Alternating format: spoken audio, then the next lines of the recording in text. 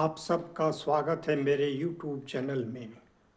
आज हमारा बहुत ही महत्वपूर्ण विषय है सर्वनाम का पद परिचय। सर्वनाम के पद परिचय से CBSE क्लास 10 एवं 12 में प्रश्न पूछे जाते हैं। आइए तो हम लोग इसको विस्तार से भलीभांति समझते हैं। तो सर्वनाम का पद परिचय में प्रश्न दिया हुआ रहता है कि निम्नलिखित वाक्यों के रेखांकित पदों का पद परिचय दें। पहला है, वे आजकल स्वतंत्र लेखन कर रहे हैं। इसमें अंडरलाइन किया हुआ है वे शब्द, यानी वे शब्द का जो है यहाँ पर पूछ रहा है कि पद परिचय दें। तो सर्वनाम का पद परिचय जो है वो सर्वनाम के प्रकार, वचन, लिंग, कारक आदि बताया जाता है। तो सबसे पहले हम देखेंगे कि इस वाक्य में वे जो अंडरलाइन किया गया है, रेखांकित किया गया है वे शब्द पर, तो ये वे जो है क्या है? संज्ञा है, सर्वनाम है कि विशेषण है, क्रिया है या अव्यय है? तो सबसे पहले इसकी पहचान हम कैसे करेंगे? तो हम जानते हैं, आप लोग पढ़ चुके हैं कि सर्वनाम जो होता है, किसी संज्ञा के बदले में जो शब्द आता है उसको सर्वनाम कहते हैं। तो यह, वह, मैं, तुम, आप, ये सब जो है किसी संज्ञा के बदले में आता है, इसीलिए वे शब्द क्या है? सर्वनाम है। अब वे किस प्रकार का सर्वनाम है? सर्वनाम का प्रकार यहाँ बताना है। तो सर्वनाम जो है यह कई प्रकार, 6 प्रकार के सर्वनाम जो है होते हैं। तो सबसे पहले हम देखेंगे कि वे ये किस प्रकार के सर्वनाम के अंतर्गत वे शब्द आता है। तो वे शब्द जो है ये वे से व्यक्ति का बोध हो रहा है। वे आजकल स्वतंत्र लेखन कर रहे हैं।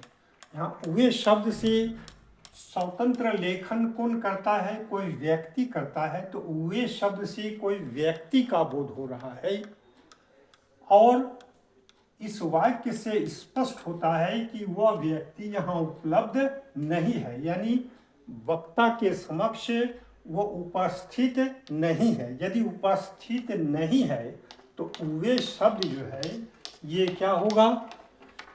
वे शब्द ये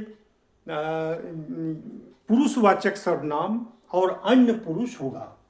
तो ये वे शब्द जो है ये पुरुषवाचक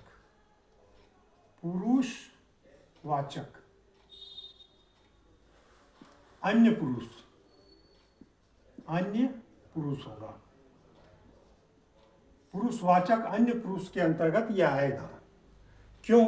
तो वे से व्यक्ति का बोध होता है और वाक्य को पढ़ने से लगता है कि जो वक्ता है, जो बोल रहा है, वह उसके समक्ष वे से संदर्भित व्यक्ति उपलब्ध नहीं है, यानी उसके सामने नहीं है, अनुपस्थित है।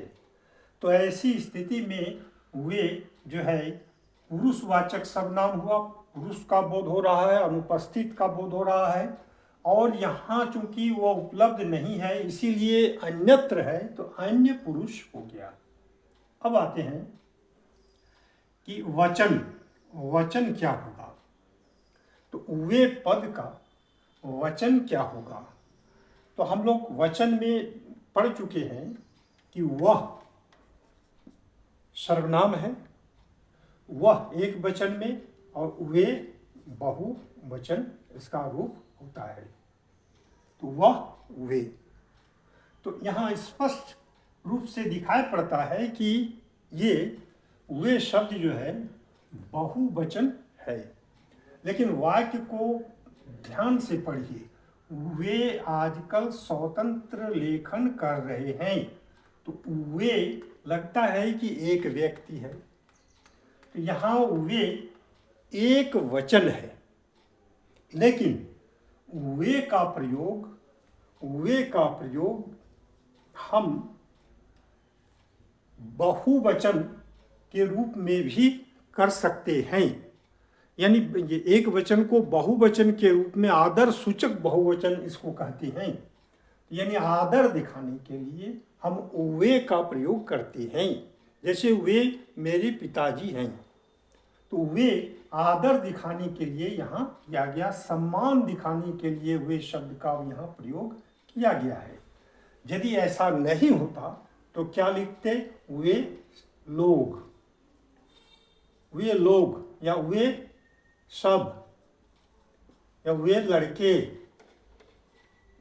तब तो स्पष्ट था कि वो बहुवचन होगा ही।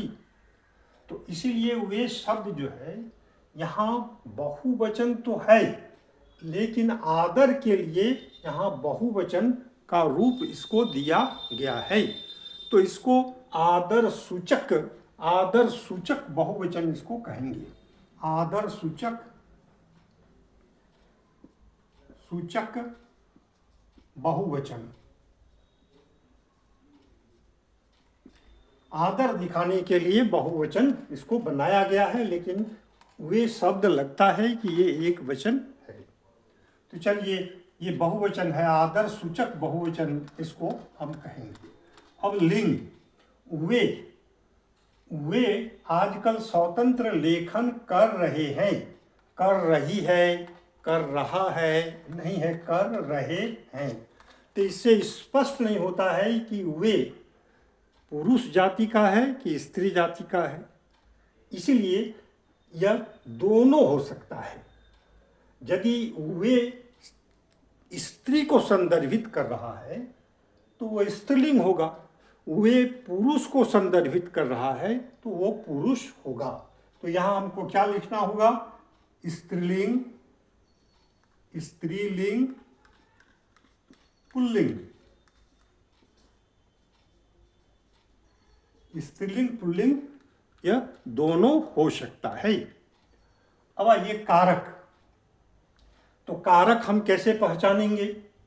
तो हम चलेंगे क्रिया पर। लेखन कर रहे हैं, तो ये क्रिया का ये करता है वे, और वे जो है इसमें कोई कारक का चिन्ह नहीं लगा है। तो कर्ता कारक का चिन्ह जो होता है, कर्ता कारक शून्य और ने, तो शून्य मतलब कुछ नहीं, यहाँ कुछ नहीं है, इसीलिए ये कर्ता कारक हुआ। कर्ता कारक। तो ये वे शब्द का पद परिचय हमने दिया। अब दूसरा है उन्हें सराहा गया। तो यहाँ उन्हें क्या है? संज्ञा है, सर्वनाम है, पहले ये पहचानना होगा। तो उन्हें जो है किसी संज्ञा के बदले में, किसी व्यक्ति के बदले में ये आया है, इसीलिए ये क्या है? सर्वनाम है। तो पद जो है उन्हें, ये क्या है? सर्वनाम है।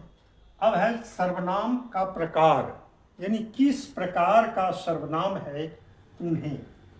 तो उन्हें किस प्रकार का सर्वनाम है? उन्हें शब्द किस प्रकार का सर्वनाम है? तो उन्हें कैसे बना है? तो वह से बहुवचन में वे, और उसे से बना है उन्हें। तो ये कर्ता कारक हो गया, और ये कर्म कारक में ऐसे चलता है, उसे या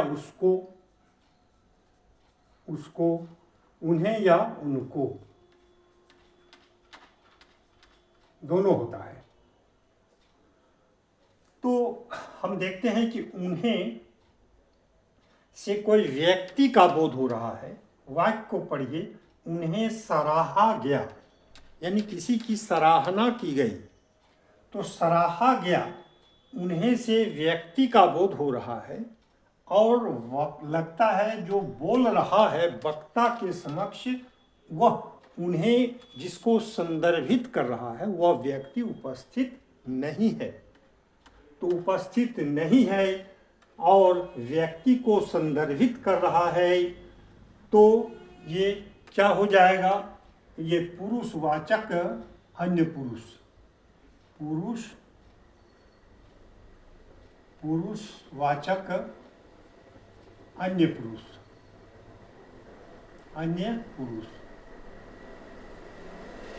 तो पुरुषवाचक अन्य पुरुष ये हो गया। अब उन्हें वचन क्या होगा? तो उन्हें सराहा गया। उन्हें लगता है कि एक व्यक्ति है, उन लोगों को रहता तो बहुत सारे होते, तो उन्हें एक व्यक्ति है यानी यह एक वचन है, लेकिन यहाँ बहुवचन, उन्हें का बहुवचन रूप है, तो बहुवचन रूप दिया गया है। तो ये बहुवचन है लेकिन क्या है? उन्हें सराहा गया, उन्हें कोई प्रतिष्ठित व्यक्ति है, इसीलिए आदर सूचक बहुवचन होगा। आदर सूचक बहुवचन, आदर सूचक बहुवचन, इसी के जैसा आदर सूचक बहुवचन हुआ। अब लिंग क्या है? स्त्रीलिंग है कि पुल्लिंग है?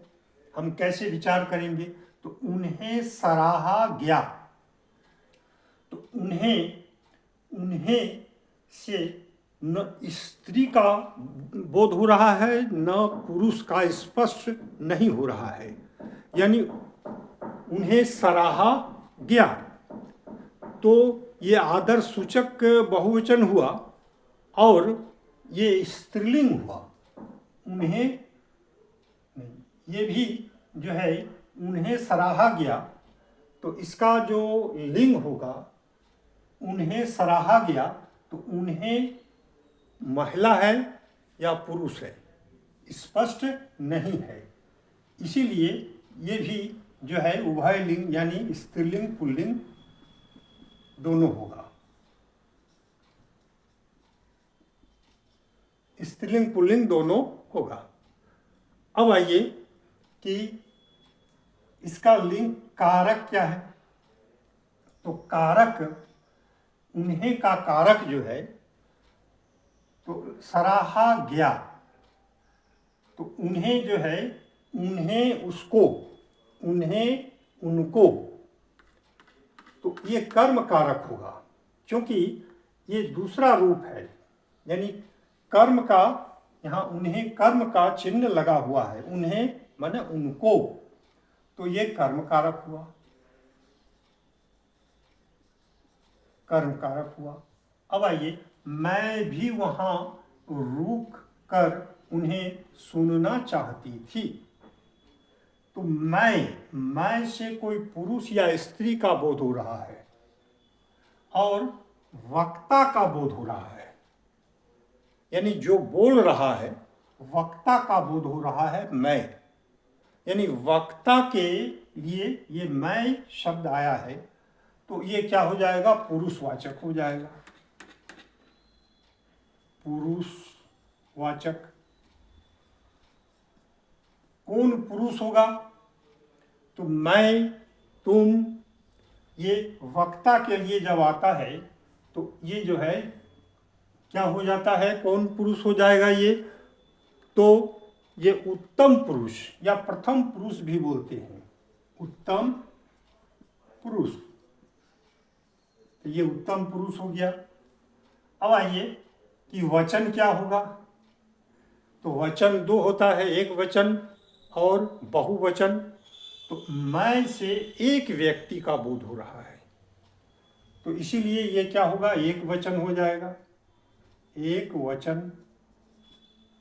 और लिंग जो है यहाँ क्रिया चाहती थी से स्पष्ट होता है कि मैं जो है महिला है, यानी स्त्रीलिंग है, स्त्रीलिंग है। और कारक क्या हो जाएगा, तो कारक जो है कर्ता कारक होगा, क्योंकि मैं भी वहाँ रुक कर उन्हें सुनना चाहती थी। चाहती थी क्रिया का ये कर्ता है। और मैंने, तो मैं यहाँ कोई कारक चिन्ह नहीं है, शून्य है, इसीलिए ये कर्ता कारक होगा। तो इस तरह से पद परिचय दिया जाता है। तो हमारे डिस्क्रिप्शन में अच्छे ढंग से समझाया गया है, इसको आप देख सकते हैं। हमारे वीडियो देखने के लिए बहुत बहुत धन्यवाद। वीडियो को लाइक कीजिए, शेयर कीजिए, चैनल को सब्सक्राइब कीजिए।